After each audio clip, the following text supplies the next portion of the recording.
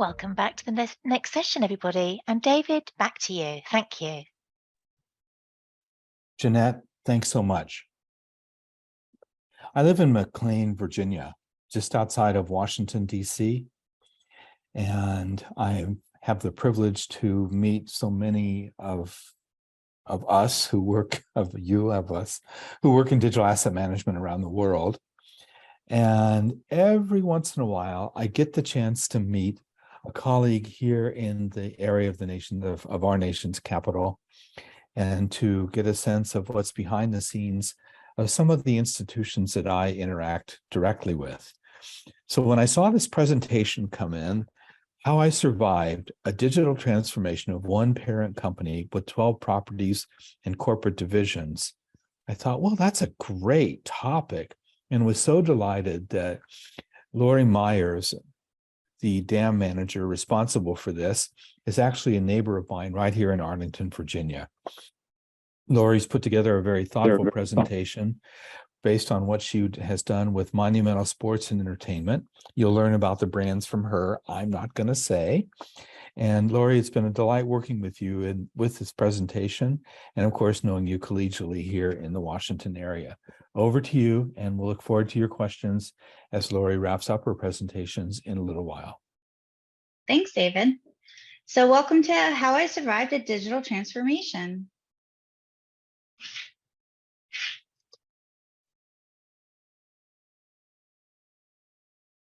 Sorry, I guess I'm having some technical difficulty. So my name is Lori Meyers, and I'm a digital asset manager.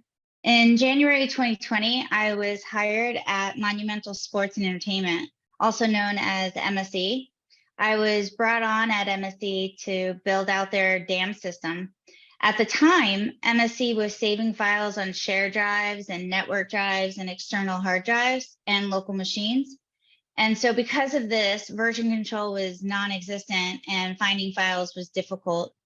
To make things more interesting, only a couple months after beginning this new task, a pandemic began. In April, I began working remotely, but was still able to launch not only the new dam, but a project management tool that directly integrated with the dam. Trainings were held via video conferencing, and all other CRMs and forms of file and project management were shut off, forcing all staff to use the two new tools moving forward.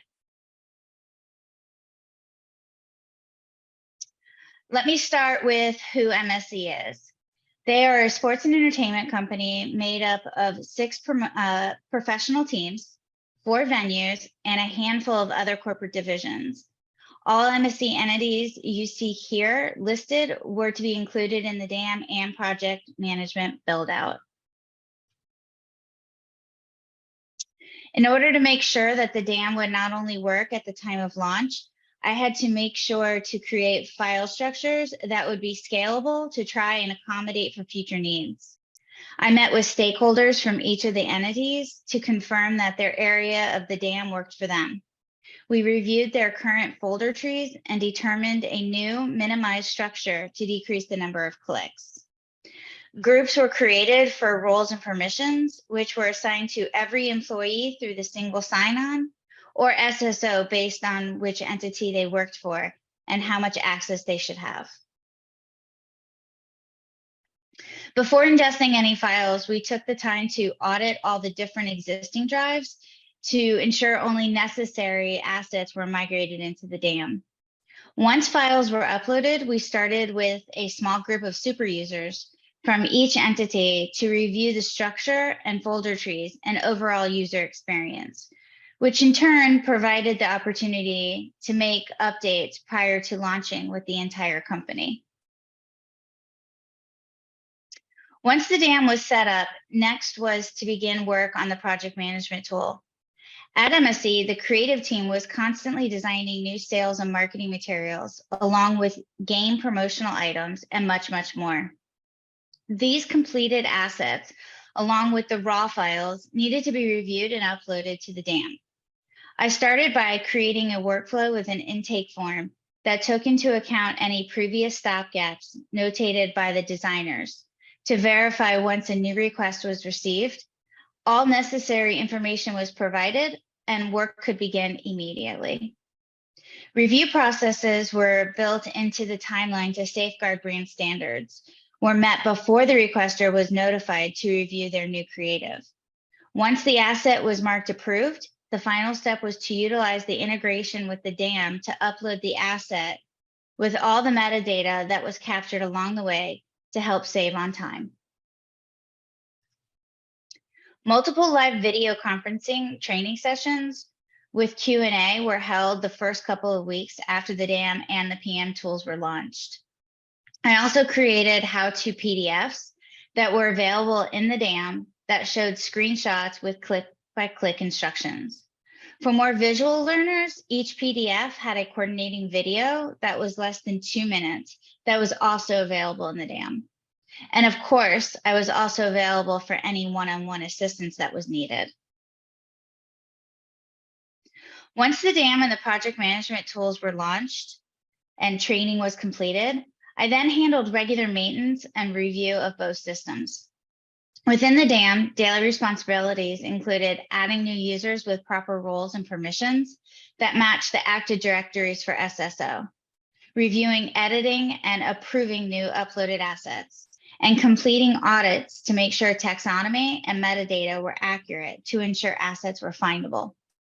For project management, daily responsibilities were to review all new creative requests and validate all information was provided before assigning to designers.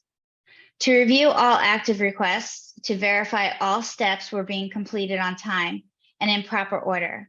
And finally, upon final approval of assets, ingest along with the metadata to the DAM via the integration. In summation, with 3 months, a DAM with common structures across all the MSC entities was developed and put into place.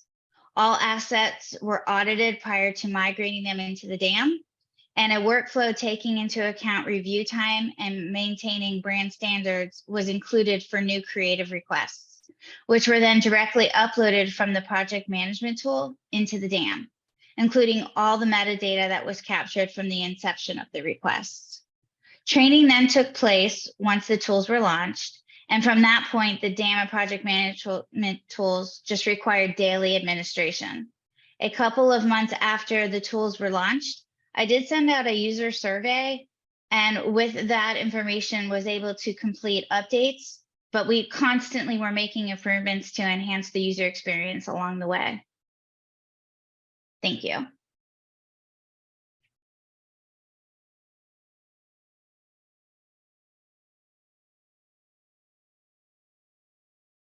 Lori, thanks so much for that. What were one of the trickiest aspects, of course, in working in the world of sports is the challenge of can I or can't I? And could you talk for a little bit and take your time about the issue of rights and how that was core to your planning process, as well as the metadata adjudications that might be either brought in or some kind of API connection went to contracts? Sure, absolutely. So, yeah, 100%. We have rights issues when it comes to the professional sports industry. Whether within our DAM we had images from games that the photographers had rights to, or even just ESPN had rights to over us, even though the photographers were our photographers. Having that information within the metadata in the DAM was huge, as well as new creative, whether or not we, could use certain images of players, whether or not we could use certain logos, anything like that. All of that information had to go through the PM tool before it could even get to the DAM, and we had to save all that metadata. So if anybody was doing searches and looking for those assets, they would know whether they could legally use something or the rights to use something, because it was definitely a fine line between what was available and what you were actually allowed to use within certain, means, whether it was promotional items or sales items or just regular marketing items. And so all of that information was located within the metadata. So whether or not you were sharing it or downloading it, you definitely knew what aspect you could use that in. And it was because of the fact that we had 6 different professional teams, we had to stay on top of that for each one because they all had different rights. And did you run into some of those situations that are common in the sports world where the adjudication of what the team asserts is different than what the league asserts? Oh, yes, certainly. Sometimes we would come up with, some kind of a promotional item or something we were working on, and we ran it through the league and they just basically vetoed it. And we're like, that's not within, what we were thinking. And that's really hard, especially when you spend a lot of time, which is money, obviously, working on something. And so a lot of times if because it was the sports industry, if we were working with, let's say, for the hockey team, if they were in the playoffs, we were provided certain logos and certain graphics and certain designs that we then uploaded to the DAM system, along with all of the rights that we were supposed to follow and the licensing that we were supposed to follow before using them. So it was definitely, kind of like a fine wire line act that we were playing, maintaining all the brand standards for ourselves as well as for the leagues. And did you receive the guidance documents or the style guides, we might call them? Did those go into the DAM system? Those did. So the way that we filed everything into our DAM was obviously by team. So if you worked for the NBA team, or if you worked for the NHL team or the WNBA team, we filed the brand standards for the league within there. So if you had access based on your role and your permissions, you were able to look up the brand standards for each specific team and you would find it. And so if you had access to, let's say you were an overhead position and you had access to all the teams, you would still be able to pull that information, because we also had the capability of having mini portals within our DAM system. So we could actually create like a mini website with those standards available by team, by league. In the context of getting portals ready and getting the system ready to use, I have another monitor over to my right. So if I'm looking over to the side, I'm looking at the questions which are coming in. And I have a really nice one here. And I'm just going to peer over to the right and look at it. What type of resistance from users did you have in launching both systems and turning off the others? Any tips, any tips or tricks on overcoming resistance and some of those change management issues? Like, did you give away free tickets? Well, we did not give away free tickets because everybody within who was using the DAM had access to tickets themselves. So because we were much for that idea. Yeah. Right. But we definitely did come across resistance from internal users, because the DAM system was internal only. And so I always tell this one story about on the NHL side, I had one brand manager who was insistent that this was a terrible idea and that it was going to mess up everything she was working on, and it was going to take her much longer to get things done. And she really just did not want to do it. And she was somebody who was well known within MSE, and everybody respected her. And so I had a one-on-one with her and explained to her that we're definitely putting processes and procedures in to help save on time and get things done in a timely manner and make sure they're done properly the first time. And I asked her just to run through it one time with me, for a new campaign that she was working on. I said, just try it. I said, just try it my way one time. And if you don't like it, we'll figure something out, but just try it one time. Because, resisting right from the start and not even giving it a chance, didn't seem like a logical reason to just say, no, I'm not going to use this. So she agreed. and she ran through it the first time. We went through from a very brand new campaign, a new creative request that went through all the way through to the project management system to completion into the dam. And in the end, she absolutely loved it. And she became my biggest cheerleader for the systems. And, it's just a matter of really asking your users just to give it a chance. If they haven't even tried it, how can you say it's not going to work? If you just to think about it in a different way, if you see asparagus and you look at it and you say, that looks funny, I'm not going to try it, I know I'm not going to like it. But if you try it might look funny, but it tastes yummy. So, just give it a chance. That's all I say is definitely tell your users, just try it one time and see how it goes. Was it hard to get the meeting with her?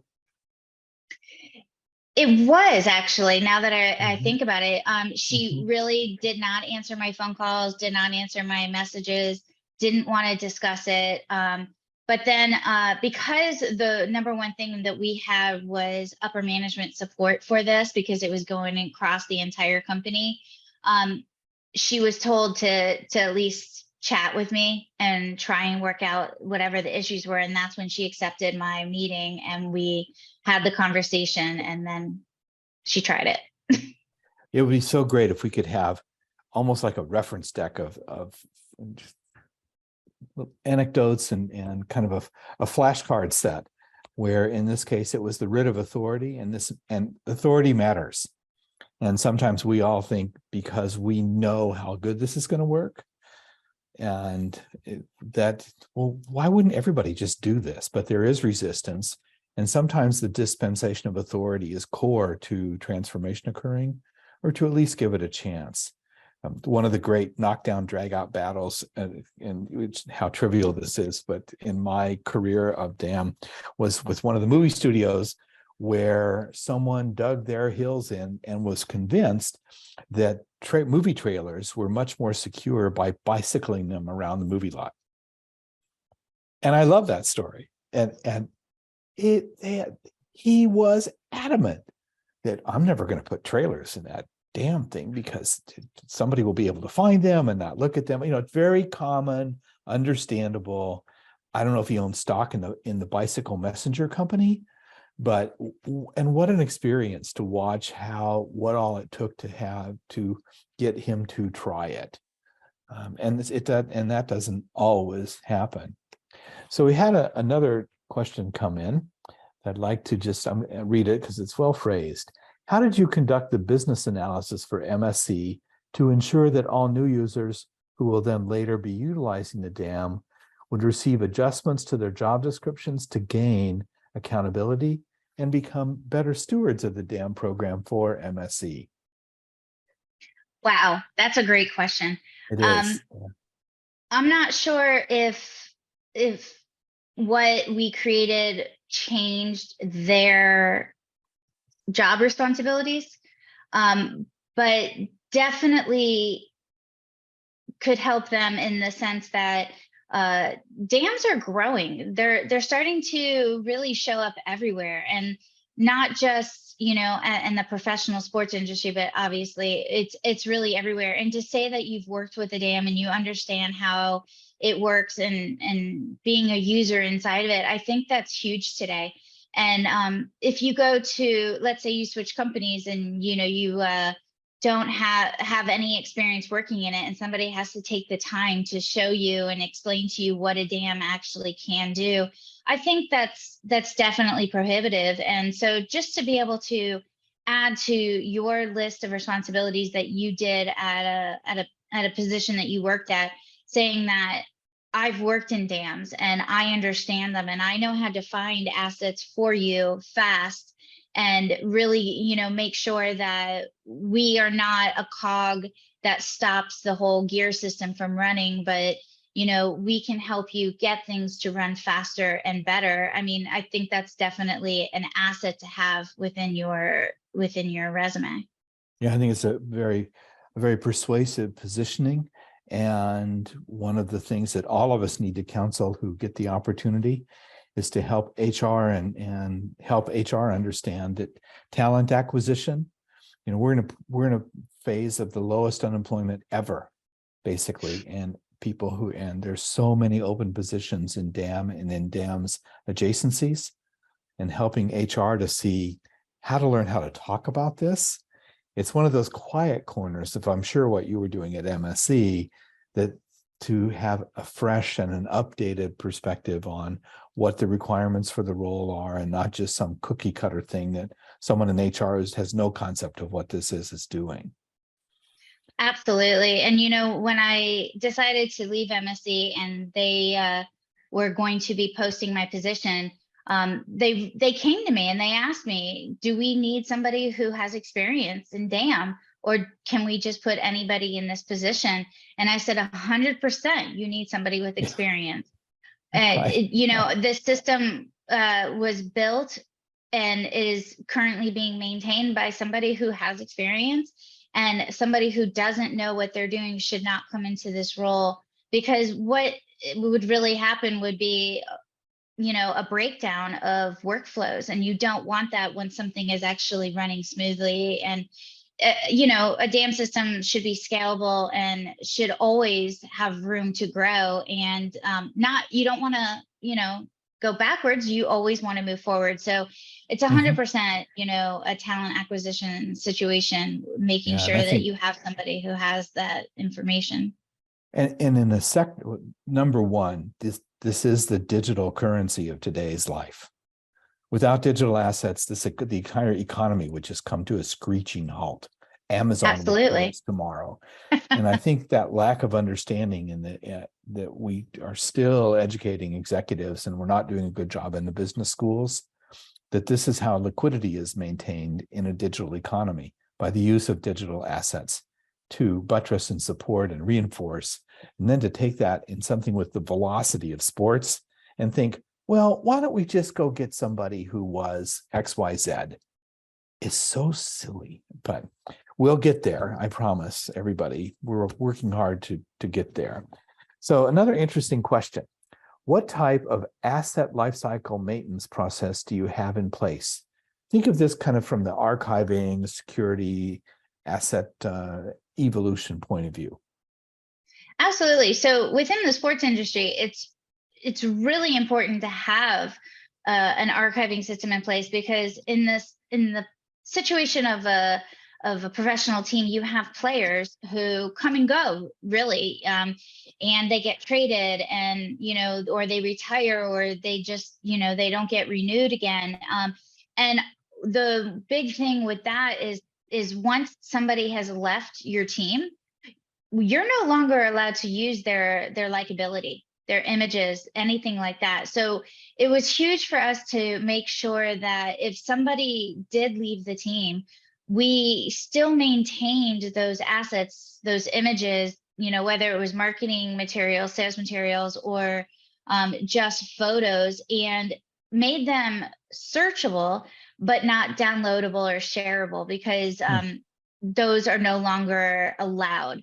So that was a big part of what we did, is making sure that we had the capability to do that, because you don't want to get rid of your history and the things that we've done and the players that we've had, but you want to make sure that those assets are not usable unless they're signed off on in the future. That takes us back to licensing and rights. But that's definitely a huge part, is making sure you have those types of capabilities within your DAM system. A question related to this, and I think I know how I would guess the answer, but I'm going to ask you the question. Today, in commercial brands with durable goods, fast consumables, we are increasingly seeing that digital assets, the brand iconography, other marketing assets, are valued as part of the transaction when a brand is going through a deaccession or a merger and an acquisition process. So the selling company says, well, we have all these rights cleared, well-developed, usable final assets about the brands that we are selling. We're going to value them at typically it's $11,000 to $13,000 per asset. And you start adding up a number of assets for a number of products, it can turn into an interesting number. to become part of negotiations. So when a player leaves, were you ever asked to send along a little digital farewell kit into the acquiring team where one had been traded or off into their retirement? We weren't, but we did have the capability of doing that through the dam. We were able to pull anything like that. We had Mhm. a lot of AI within our dam, so we could definitely pull based on a certain player. Within the professional industry, it's not 100% necessary to have like something like a kit like that, only because ESPN has, Getty Images, and you have MLB or NHL or NBA. They all have the capability of accessing, Getty or ESPN, Mhm. and all of that stuff. So that type of materials weren't necessary, but we did go back and highlight retired players when they have like their numbers retired and stuff like that.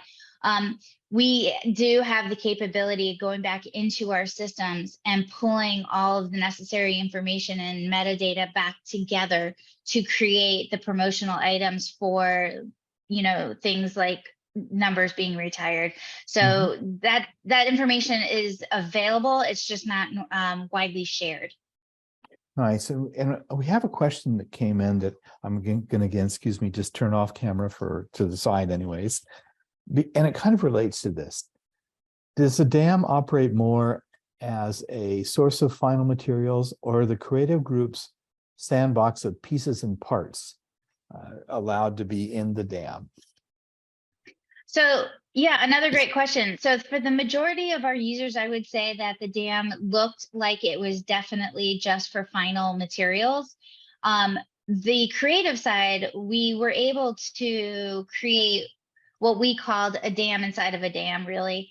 So for the creative team, they had access to another side of dam through the roles and permissions that we set, and they were able to use the dam system as kind of like a work in progress area and really use it to their advantage, because then you can, send and share, you know, pieces of whatever campaign you're working on or promotion you're working on without it being finalized. And then the fantastic thing about it is because it was still within the dam, once it actually is finalized, it's easy just to move it to another section where it is viewable. So you can work, the creative team was able to work on work in progress assets where they could just with a click could make it viewable in the final assets area for the rest of the users.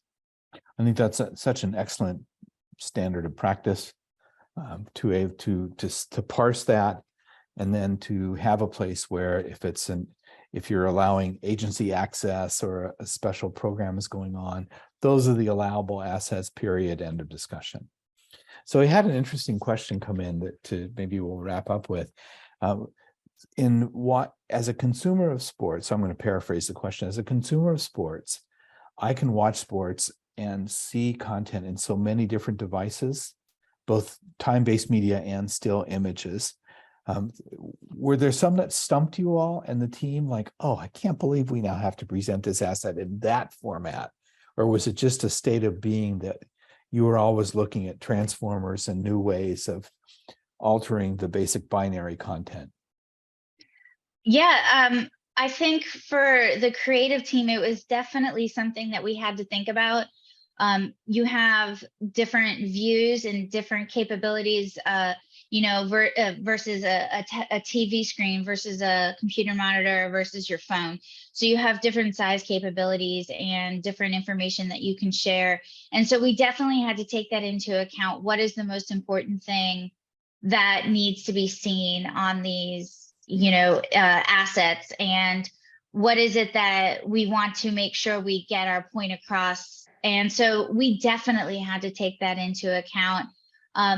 It was important to do it that way, because like we see it one way when we were creating it, and then I would watch the games on TV that night and I would get to see how it actually looked in real time. And so that was huge. So that was something that I did often, which was not only work with the assets while they're going through the motion of being requested and being reviewed and approved, but then I would actually go to the arena and see it live across all the digital screens within the arena and see how they're playing out, and take notes and figure out what kind of tweaks and changes we needed to make. And because of the fact that we knew exactly what each piece was, we were able to go back into the dam and pull those pieces really quickly to tweak them. And what were, as we wrap up, a couple of favorite moments of yours from the content that you got to create or the events that you got to see? I think being a part of the, just the whole creative process and seeing, all of the promotional materials that were being created and advertised, and then going to the actual games and seeing people light up and when they're being handed something or when they see it on the screens and I know it's coming because I was part of the process, that was huge for me. I've always been a sports fan, and to actually see like how it actually gets to the end point and see how happy it makes the fans. I think it was just a culmination of all of that, just really, made me happy to be working there. Great. Well, that's the culmination of the time that we have today, Lori. And it makes us happy to hear stories like this and to see professionals like you who apply their skills and keep learning those skills. And really appreciate your taking the time to put the presentation together and the contributions that you made to the teams here in the greater Washington area. Thank you for that. I look forward to seeing you again very soon. Thank you, David.